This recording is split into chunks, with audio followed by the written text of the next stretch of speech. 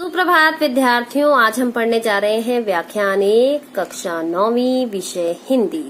विषय है हमारा पाठ 3 रीढ़ की हड्डी। पुस्तक है हमारी कृतिका और साथ ही हम प्रश्नोत्तर चर्चा करेंगे। कक्षा परीक्षा पाठ 14 चंद्र गहना से लौटती बेल। जो कक्षा परीक्षा आपकी कल हुई थी, उस कक्षा परीक्षा में जो प्रश्न आपसे पूछे गए थे, उन उत्तरों की जो चर्चा है वो हम इस व्याख्यान में करेंगे। लेखक परिचय। सबसे पहले हम लेखक से परिचित होते हैं। लेखक हैं हमारे जगदीश चंद्र माथुर। क्या है उनके बारे में जानकारी, आइए देखते हैं।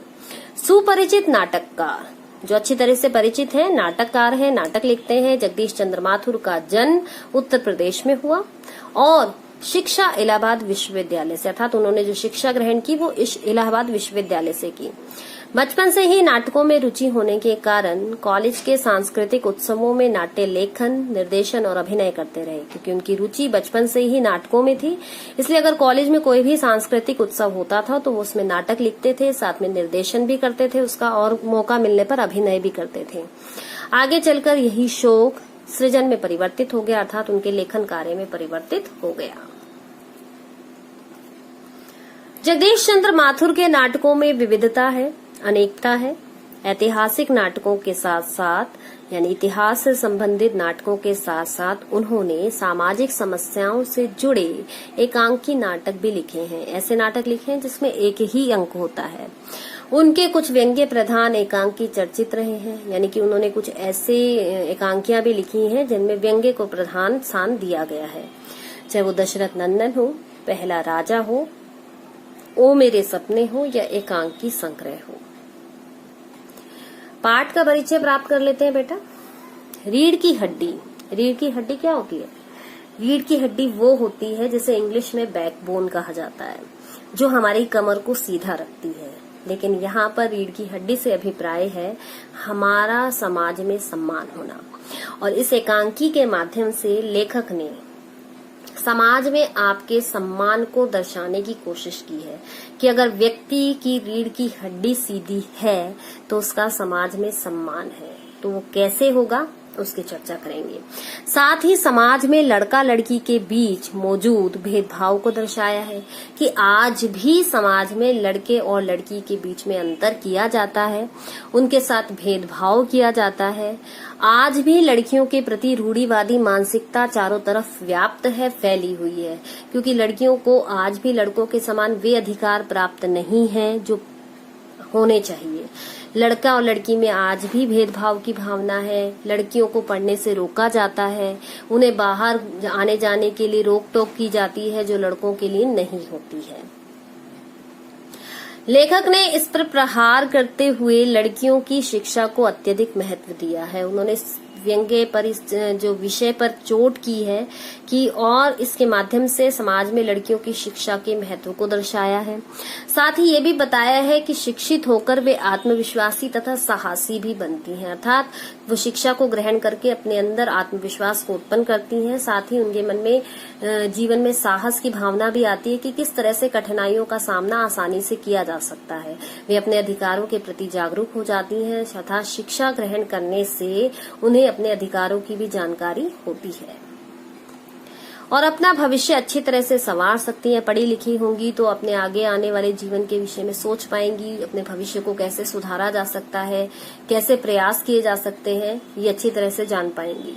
लड़कियों को सजावट की वस्तु मानने वाले लोगों तथा दहेज के लोभियों को शिक्षित एवं अपने अधिकारों के प्रति सचेत लड़कियां ही कर सकती हैं। देखो, जो लड़कियों को सजावट की वस्तु मानते हैं, जो दहेज के लालची हैं, उन्हें उनकी गलतियों का जो एहसास है वो एक पढ़ी लिखी लड़की ही करा सकती है और जीवन में उनके क्या अधिकार है वे भी बता सकती है। सिर्फ लड़कियों को उनको कर्तव्य का ज्ञान ही नहीं कराना चाहिए, बल्कि उन्हें ये भी पता होना चाहिए कि उनके इस समाज में अधिकार क्या है। अगर हम बात करें रीढ़ की हड्डी की एकांकी की, तो हमें इसके पात्रों से भी परिचय प्राप्त कर लेना चाहिए। इसके पात्रों का परिचय इस प्रकार है। उमा जो है वो बीए पास एक चरित्रवती लड़की है। राम स्वरूप जो है वो उमा के पिताजी हैं। प्रेमा जो है वो उमा की माताजी हैं। शंकर जो है वो उमा को देखने आने वाला लड़का है। गोपाल प्रसाद शंकर के पिता हैं, जो पेशे से वकील हैं, और रतन जो नौकर है। देखिए सारी कहानी जो है, ये जो एकांकी है वो उमा के ही इर्द गिर्द घूमती है। उमा के ही रिश्ते की बात की जाती है, उमा की ही शिक्षा को छिपाया जाता है, उमा ही है जो अपने ऊपर होने वाले अत्याचारों का विरोध करती हुई नजर आएगी। तो पूरी की पूरी एकांकी उमा के ही इर्द गिर्द घूमती है।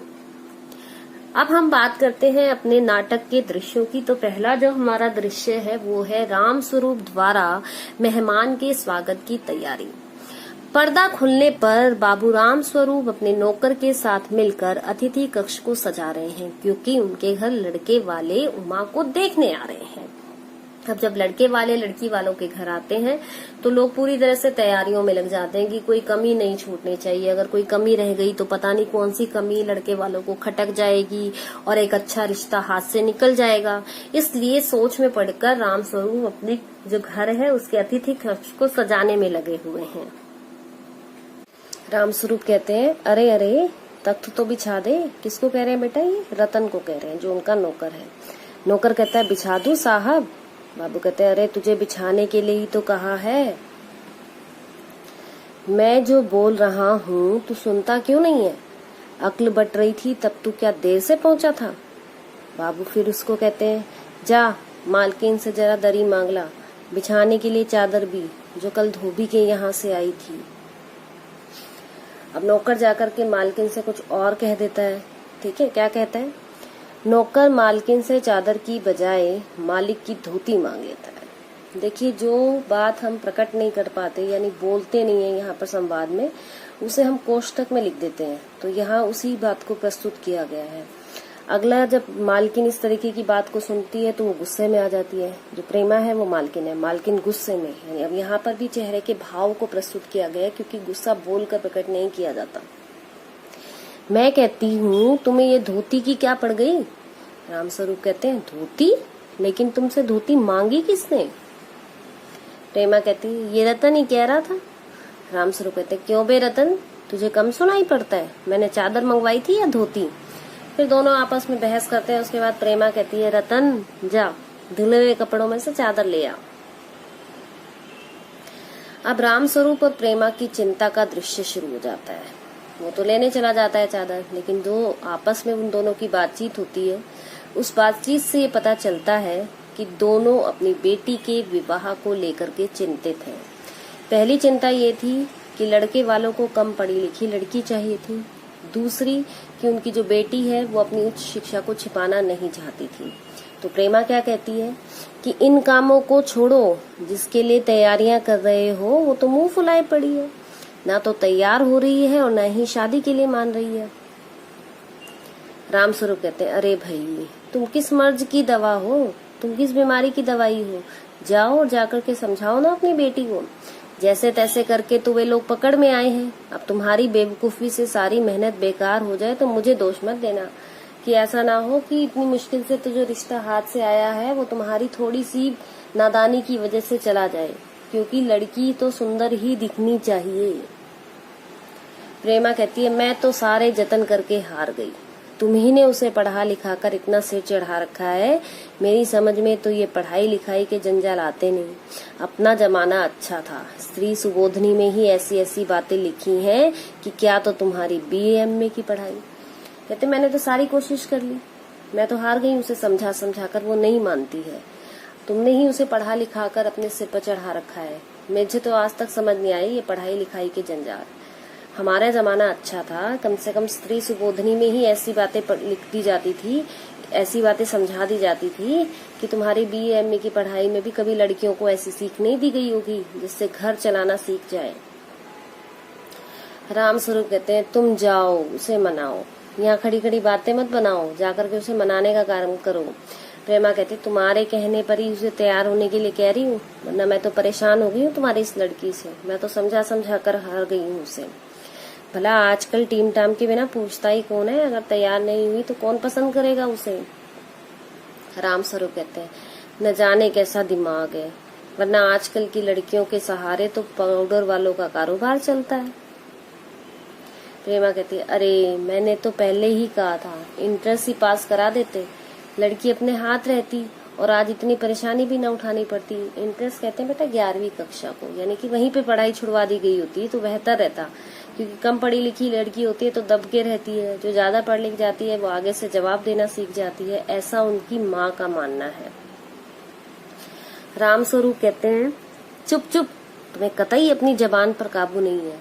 कल ही ये बता दिया था कि उन लोगों के सामने जिक्र और ढंग से होगा, मगर तुम तो अभी से सब कुछ उगल देती हो। उनके आने तक का न जाने क्या हाल करोगी। वो अपनी पत्नी को चुप कराते हैं क्योंकि अपनी बेटी की उस शिक्षा को छिपा रहे थे, इसलिए उन्हें डर था कि ये बात लड़के वालों को पता ना चल जाए, क्योंकि अगर उन्हें पता चल गई तो रिश्ता नहीं हो पाएगा, क्योंकि लड़के वालों की मांग ही यही है कि लड़की ज्यादा पढ़ी लिखी नहीं होना चाहिए।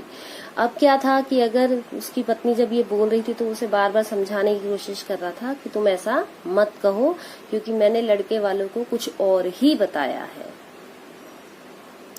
प्रेमा अच्छा, मैं नहीं बोलूंगी, जैसी तुम्हारी मर्जी हो करना, बस मुझे मेरा काम बता दो कि मुझे क्या करना है। रामस्वरूप कहते हैं तो उमा को जैसे हो तैयार कर लो, पान लेकर भेज देना उसे, और नाश्ता तो तैयार है ना, कि अपनी बेटी को जाकर के तैयार करो और जब लड़के वाले आए तो पान लेकर उसे भेज देना। फिर उससे वो नाश्ते की तैयारी के बारे में पूछते हैं। प्रेमा कहती है नाश्ता तो तैयार है, कुछ नमकीन चीजें भी बना दी हैं, फल रखे हैं, चाय तैयार है। रामस्वरूप कहता है जाओ रतन, बाजार से मक्खन ले आओ। रतन कहता है ठीक है, जाता हूँ। प्रेमा पूछती है 2 आदमी ही तो आ रहे हैं ना। रामस्वरूप कहते हैं हाँ, एक तो गोपाल प्रसाद और दूसरा खुद लड़का है। देखो उमा से कह देना कि जरा करीने से आए, ये लोग जरा ऐसे ही हैं, गुस्सा तो बहुत आता है इनके दकियानुसी विचारों पर। देखो करीने से अभिप्राय है उसका सज धज कर आना, वैसे तो करीने का अभिप्राय होता है तरीके से आना, लेकिन यहाँ उसका मतलब है कि उन्हें सुंदर लड़की चाहिए, इसीलिए वो सज धज कर भी आए। उनकी विचारों को सुनकर के उन्हें गुस्सा तो आ रहा है, लेकिन वो एक लड़की के पिता है, ये उनकी विवशता है। कहते हैं गुस्सा तो बहुत आता है इनके दकियानुसी विचारों पर, यानी पुराने विचारों पर। खुद पढ़े लिखे हैं, वकील हैं, सभा सोसाइटियों में जाते हैं, मगर लड़की चाहते हैं ऐसी कि ज्यादा पढ़ी लिखी ना हो। कहते खुद पढ़े लिखे हैं, वकील है, सभा सोसाइटियों में जाकर नारी शिक्षा के महत्व पर बोलते भी हैं, लेकिन जब अपने घर की बात आती है तो कहते हैं लड़की ज्यादा पढ़ी लिखी नहीं होनी चाहिए। प्रेमा कहती है वो लड़का। रामस्वरूप कहते हैं बताया तो था तुम्हें, बाप शेर है तो लड़का सवा शेर। अगर बाप नहीं चाहता कि लड़की पढ़ी लिखी हो तो लड़का भी नहीं चाहता है, वो तो उससे भी ज्यादा तेज है। बीएससी के बाद लखनऊ में ही पढ़ता है, मेडिकल कॉलेज में। कहता है शादी का सवाल दूसरा है, तालीम का दूसरा, यानी शिक्षा की बात अलग है और शादी की बात अलग है। क्या करूं, लड़की का पिता हूं ना, मजबूरी है, वरना इन लड़कों और इनके बापों को तो खरी खोटी सुनाता, नहीं तो इन्हें अच्छी तरह से समझाता कि एक कम पढ़ी लिखी लड़की से शादी करने का क्या मतलब है। रतन साहब लड़के वाले आ गए। रामस्वरूप प्रेमा तुम जाओ और उमा को समझाओ। अब गोपाल प्रसाद और शंकर का आगमन होता है। गोपाल प्रसाद शंकर के साथ प्रवेश करते हैं। गोपाल प्रसाद कौन है? लड़के के पिता। शंकर कौन है? वो लड़का जो खुद देखने के लिए आया है। रामस्वरूप कहते हैं आइए आइए हंसते हुए। गोपाल प्रसाद और उनके लड़के शंकर का आना, आंखों से चतुराई टपकती है, दोनों ही बहुत चालाक प्रतीत होते हैं। इधर आइए, तशरीफ लाइए इधर। बाबू गोपाल बैठते हैं, यानी कि जो गोपाल प्रसाद है वो बैठ जाते हैं। अब रामस्वरूप उनसे पूछते हैं कि मकान ढूंढने में कोई तकलीफ तो नहीं हुई? गोपाल प्रसाद कहते हैं नहीं, टांगे वाला जानता था और हमें तो आना ही था, रास्ता कैसे नहीं मिलता, जब आना हो तो रास्ता अपने आप ढूंढ लिया जाता है। रामस्वरूप हंसते हुए ये तो आपकी मेहरबानी है, मैंने आपको तकलीफ तो दी कि ये तो आपकी कृपा है हम पर, वरना मैंने तो आपको तकलीफ ही दी है। गोपाल प्रसाद कहते हैं अरे नहीं साहब, जैसा मेरा काम वैसा आपका काम, हम दोनों का काम तो एक ही है, दोनों को ही अपने बच्चों की शादी करनी है, रिश्ता करना है, इसीलिए इस तरीके की तकलीफें तो उठानी ही पड़ती है, ऐसा भाव था उनका। आखिर लड़के की शादी तो करनी ही है, बल्कि यूं कहिए कि मैंने आपके लिए खासी परेशानी कर दी, क्योंकि लड़की वालों को तो लड़के वालों के हिसाब से बहुत सी तैयारियां करनी पड़ती हैं कि लड़के वाले कहीं नाराज ना हो जाएं, कहीं उनके मन में कोई भाव ना आ जाए, इसीलिए वो ये कह रहा है कि उनके लिए उसने बल्कि खासी परेशानी कर दी, ज्यादा परेशानी वाली बात कर दी है। रामस्वरूप हंसते हुए ये लीजिए, आप तो मुझे ही कांटों में घसीटने लगे, हम तो आपके सेवक हैं। यानी ये आप कैसे कह रहे हैं, ये तो हमारा कर्तव्य बनता है कि हम आपकी सेवा करें, क्योंकि हम तो आपके सेवक हैं। आप ऐसा कह के मुझे कांटों में मत घसीटिए, मुझे नरक की तरफ मत ले जाइए। और कहिए शंकर बाबू, अभी रामस्वरूप शंकर से कह रहे हैं, शंकर बाबू कितने दिनों की छुट्टियां हैं? शंकर कहता है, जी कॉलेज की छुट्टियां नहीं है, वीकेंड में चला आया था। वीकेंड कहते हैं बेटा सप्ताह के आखिरी 2 दिन होते हैं ना, जो उसको वीकेंड कहा जाता है। रामस्वरूप कहते हैं, आपके कोर्स खत्म होने में तो साल भर रहा होगा। शंकर जी यही कोई 2 साल। रामस्वरूप, साल 2 साल? हंसते हुए 1 आध साल का मार्जिन रखता हूँ। गोपाल प्रसाद, बात यह है साहब कि शंकर 1 साल बीमार हो गया था। क्या बताएं इन लोगों को, इसी उम्र में सारी बीमारियां सताती हैं। एक हमारा जमाना था कि स्कूल से आकर दर्जनों कचौड़ियां उड़ा जाते थे, मगर फिर जो खाना खाने बैठते तो वैसी की वैसी भूख। रामस्वरूप, कचौड़ियां भी उस जमाने में 2 पैसे की आती थी। गोपाल प्रसाद, जनाब चीजें बहुत सस्ती थी और अकेले हजम करने की ताकत भी। तब तो खेल भी बहुत कम होते थे स्कूल में। तब ना कोई टेनिस को जानता था, बस कभी हॉकी या क्रिकेट कुछ लोग खेला करते थे। मगर मजाल की कोई कह जाए कि ये लड़का कमजोर है। हम जितना खेलते थे उतनी ही भूख हमें लगती थी। लेकिन आजकल के बच्चों के खेल भी ज्यादा हैं और ताकत भी कम। इनका खान पान तो हमारे खान पान के आगे कुछ भी नहीं है। रामस्वरूप, जी हाँ, उस जमाने की बात ही दूसरी थी।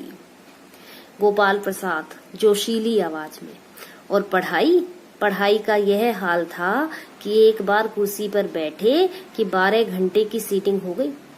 12 घंटे जनाब, मैं सच कहता हूँ। उस जमाने का मैट्रिक भी वह अंग्रेजी लिखता था कि आजकल का एमए भी मुकाबला नहीं कर सकता।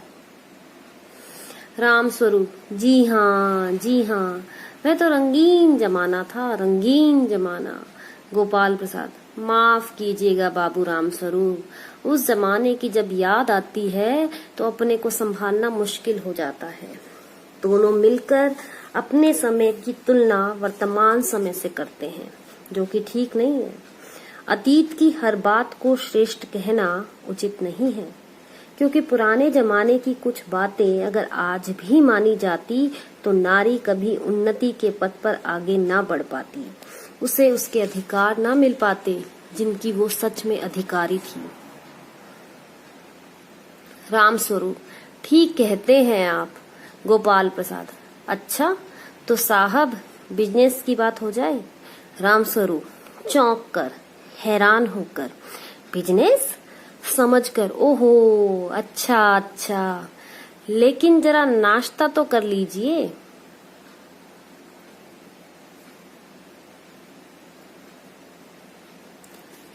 गोपाल प्रसाद का विवाह को बिजनेस कहना विवाह की पवित्रता को समाप्त कर देता है। वो इसे व्यापार की तरह समझ रहे हैं। गोपाल प्रसाद का इस तरह का व्यवहार उनके मन में विवाह के लिए जो मानसिकता है उसको प्रकट करता है। रामस्वरूप भी पढ़े लिखे होने के बावजूद गोपाल प्रसाद की गलत विचारधारा का समर्थन कर रहे हैं, जो कि गलत है। गोपाल प्रसाद, आप यह सब तकलीफ क्यों करते हैं? गोपाल रामस्वरूप कहते हैं, तकलीफ किस बात की? यह तो मेरी बड़ी तकदीर है कि आप मेरे यहाँ तशरीफ लाए, वरना मैं किस काबिल हूँ। माफ कीजिएगा, अभी हाजिर हुआ। अब वे नाश्ते पानी का इंतजाम करने के लिए जाते हैं। बाकी का शेष भाग हम कल के व्याख्यान में पढ़ेंगे तथा जानेंगे कि उमा के साथ गोपाल प्रसाद और शंकर की क्या बातचीत होती है। तो आइए पाठ में आने वाले कुछ शब्दार्थों को जानते हैं। पहला शब्द है मेजपोश। मेज पर बिछाने का सजावटी कपड़ा। मर्ज का अर्थ है बीमारी। इंट्रेंस का अर्थ होता है कक्षा 11। दकियानूसी ख्याल यानी पुराने पिछड़े विचार। सोसाइटी लोगों का मिलन स्थल। तालीम यानी शिक्षा। सवा शेर अधिक तेज। कोरी कोरी सुनाना, साफ साफ कहना। तकलीफ कष्ट। मेहरबानी कृपा। हजम करना, पचा जाना। बिजनेस व्यापार की बात। उम्र आयु, हाल दशा, तकदीर किस्मत, काबिल योग्य, हाजिर उपस्थित। अब आपका गृह कार्य है जो आपको आपकी साफ उत्तर पुस्तिका में करना है और हमें हमारे द्वारा दी गई मेल आईडी पर भेजना है। पहला प्रश्न, रामस्वरूप और गोपाल प्रसाद बात बात पर एक हमारा जमाना था कहकर अपने समय की तुलना वर्तमान समय से करते हैं। इस प्रकार की तुलना करना कहां तक तर्कसंगत है? दूसरा प्रश्न, अपनी बेटी का रिश्ता तय करने के लिए रामस्वरूप उमा से जिस प्रकार के व्यवहार की अपेक्षा कर रहे हैं वह उचित क्यों नहीं है? तीसरा प्रश्न, एकांकी के आधार पर रामस्वरूप और गोपाल प्रसाद की चारित्रिक विशेषताएं लिखिए, यानी उनकी चरित्र संबंधी विशेषताओं का वर्णन कीजिए। चौथा प्रश्न, गोपाल प्रसाद एमए से बेहतर किसे मानते हैं और क्यों?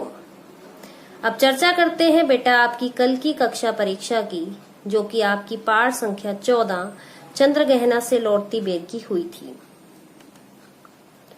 जिसमें आपको मैंने ऐसे प्रश्न दिए थे जिसमें 15 प्रश्न तो बहुविकल्पीय थे और 10 प्रश्न ऐसे थे जिनके आपको उत्तर एक एक शब्द में देने थे। तो आइए चर्चा को आगे बढ़ाते हैं। पहला प्रश्न था, निम्नलिखित प्रश्नों के उत्तर उचित विकल्प छांटकर लिखिए। पहला प्रश्न, चंद्रगहना से लौटती बेर कविता के कवि हैं?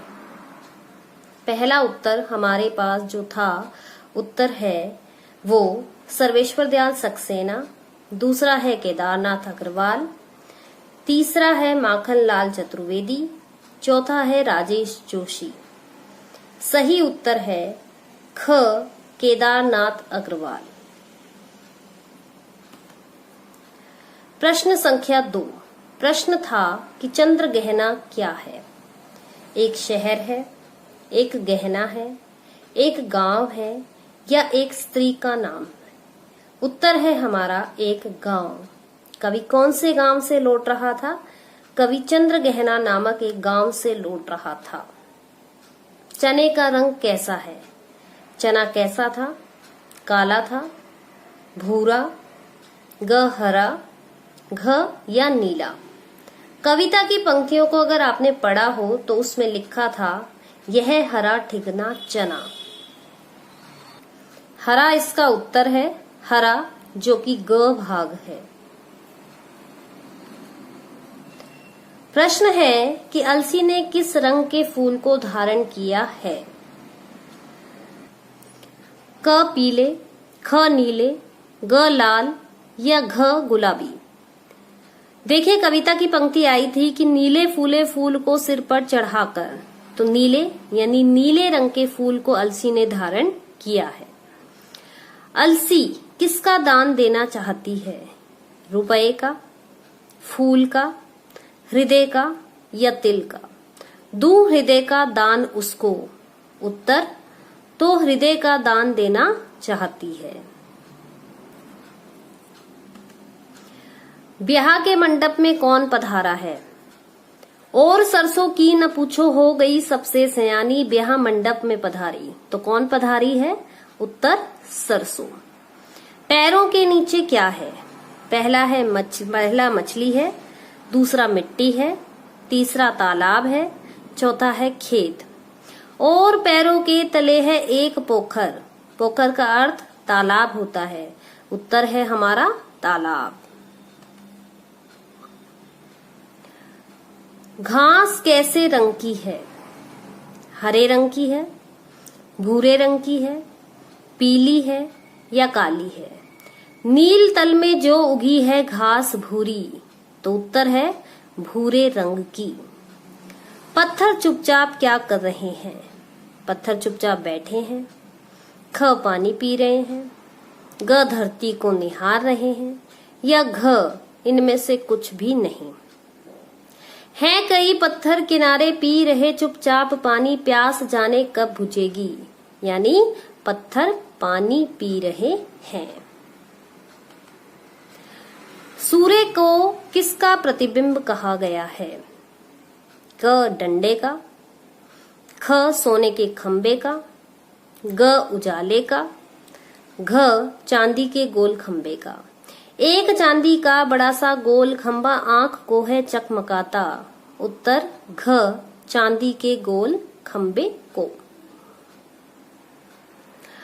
कौन टांग डुबोकर जल में खड़ा है? चिड़िया, ख बगुला, घ मोर, ठीक है, ग सारस। चुप खड़ा बगुला डुबाए टांग जल में, अर्थात उत्तर है बगुला। ख चिड़िया कैसी है? चतुर, ख मूर्ख, ग भोली भाली, घ पीली। उत्तर चतुर। 13 चिड़िया किसे उड़ाकर दूर गगन में ले जाती है? क तिनके को, ख कपड़े को, ग मछली को, घ कीट पतंगे को। उत्तर मछली को। चित्रकूट की पहाड़ियां कैसी हैं? क ऊंची, ख उबड़ खाबड़, ग नीची, घ अनगढ़। चित्रकूट की अनगढ़ कम ऊंची ऊंची पहाड़ियां। उत्तर है घ अनगढ़। 15 धरती को क्या कहा गया है? क बांझ, ख हरी भरी, ग मनोरम, घ सुंदर। बांझ भूमि पर कांटेदार कुरूप खड़े हैं। उत्तर क बांझ। प्रश्न 2 उचित शब्द का प्रयोग करके रिक्त स्थान की पूर्ति कीजिए। क चने की पगड़ी का रंग खालिस्तान है। बांधे मुरेठा शीश पर छोटे गुलाबी फूल का। उत्तर है गुलाबी। ख अलसी के लिए खालिस्तान विशेषण का प्रयोग किया गया है। पास ही मिलकर उगी है अलसी हठीली। उत्तर है हठीली। ग सरसों के लिए खालिस्तान शब्द का प्रयोग किया गया है। और सरसों की न पूछो हो गई सबसे सयानी। उत्तर सयानी। घ प्रकृति का अनुराग खालिस्तान हिल रहा है। उत्तर अंचल। ट्रेन का खालिस्तान नहीं हुआ था। टाइम। च इधर उधर खालिस्तान के पेड़ लगे हुए हैं। क्या लगे हैं? कांटेदार पेड़। छ सुग्गे का स्वर खालिस्तान सुन पड़ता है। सुन पड़ता है सुग्गे का स्वर टें टें टें। उत्तर है टें टें। ज टिरटो टिरटो स्वर खालिस्तान पक्षी का होता है। वनस्थली का हृदय चीरता सारस का स्वर टिरटो टिरटो। उत्तर सारस। झ कवि खालिस्तान की कहानी सुनना चाहता है। जहाँ जुगुल जोड़ी रहती है हर खेत में, सच्ची प्रेम कहानी सुनूं चुप्पे चुप्पे। उत्तर जुगुल जोड़ी। ये चुप्पे चुप्पे में अलंकार है पुनरुक्ति प्रकाश। पुनरुक्ति अलंकार वहां होता है जहां एक ही शब्द की आवृत्ति एक से अधिक बार होती है और अर्थ एक ही हो।